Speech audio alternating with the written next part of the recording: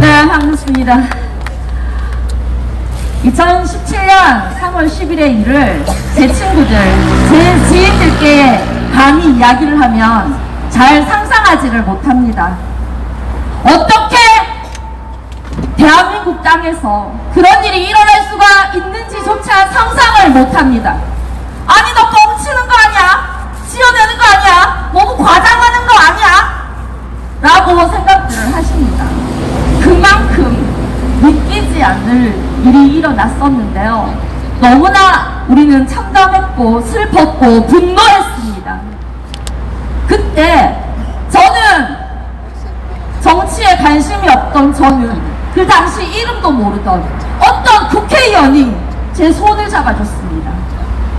우리 많은 우파 국민들께서 길거리에서 방황할 때 그 누구도 우리 손을 잡아주지 않을 때, 그 누구도 정의와 진실을 얘기하지 않을 때, 그 누구도 권력에 기생하면서 국민 편을 들지 않을 때, 대구의 어느 국회의원께서 우리와 함께 해주셨습니다. 그 이후로 저의 삶은 많이 변했습니다. 여러분의 삶도 많이 변했을 테죠. 근데 현실은 너무나 가혹하고 너무나 참담했습니다. 대한민국에서 유일하게 국민 편에 섰던 그분은 낙선을 했고, 그렇게 함께 싸우던 우리는 온갖 조롱과 멸시, 거짓과 음해, 모멸 속에 7년을 버텼습니다. 도대체 앞으로 대한민국의 위기가 닥치면, 또다시 거짓이 판을 치면, 불의가 세상을 뒤덮으면 누가 태극기를 들고 싸울 수 있을까? 너무 걱정이 많이 됩니다. 태극기를 들고 정의를 얘기하면 조원진처럼 되는데, 태극기 들고 권력에 맞서 기득권 부패 세력들과 싸우면 우리 공화당처럼 되는데, 과연 누가 용감하게 태극기를 들고 싸울 수 있을까요? 너무나 걱정이 많이 됩니다. 그러나 저는 제 자신에게 자문해 봅니다.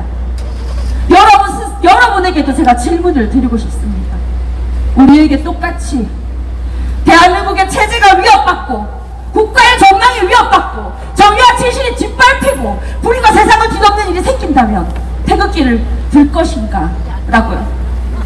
저는 두 번 고민하지 않고 태극기를 들 것입니다. 한 번 사는 인생입니다. 100년도 살지 못하는 인생입니다. 나의 안위보다, 부귀영화보다, 백일몽 같은 권력보다 정의와 진실을 추구하며 가치 있고 소신 있는 나의 삶이 훨씬 소중하기 때문입니다. 아마 여러분도 같은 선택을 하실 거라고 생각합니다. 그렇게 7년이 지나는 동안 우리는 부단히도 태극기를 들고 싸웠지만 여전히 진실은 밝혀지지 않고, 그렇게 사기 탄핵들과 좌파들에 의해 점령된 이곳 대한민국의 현실을 말씀드리지 않을 수가 없습니다. 해가 갈수록 거듭되는 정치 후퇴, 제22대 국회도 아마 불을 보듯 뻔합니다. 이제 붉은 세력들의 국회 진출이 기다리고 있는데요. 이렇게 지금 현재 하는 것, 짓들이라고 할 뻔했네요. 하는 것들을 보면 정말 코미디가 아닐 수 없습니다. 한쪽에서는 사천이다, 한쪽에서는 범죄 집단 공천이다, 이렇게 말들 하는데요. 제가 한 가지 지적해주고 싶은 거는 그 누구도 서로를 지적할 자격이 없다, 이렇게 보여집니다. 적어도 범죄 집단 공천하지 마라 라고 했을 때는 그 공천에서 담당해야 합니다. 사천을 하는 당이 얘기할 거는 아니죠. 사천을 한다고 공격을 할 거면 적어도 범죄 집단 공천은 하지 말아야 한단 말입니다. 그 어느 누구도 비난할 자격이 없음에도 불구하고 그러고 있는데요.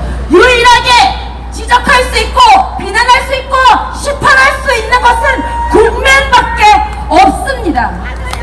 그러한 국민, 바로 평범한 국민이었던 여러분과 제가 만나서 우리가 되었습니다. 우리가 끈끈한 결집력과 뜨거운 동지애와 강인한 신념으로 똘똘 뭉쳐서 한 해 한 해 업그레이드 되어가고 있습니다. 여러분,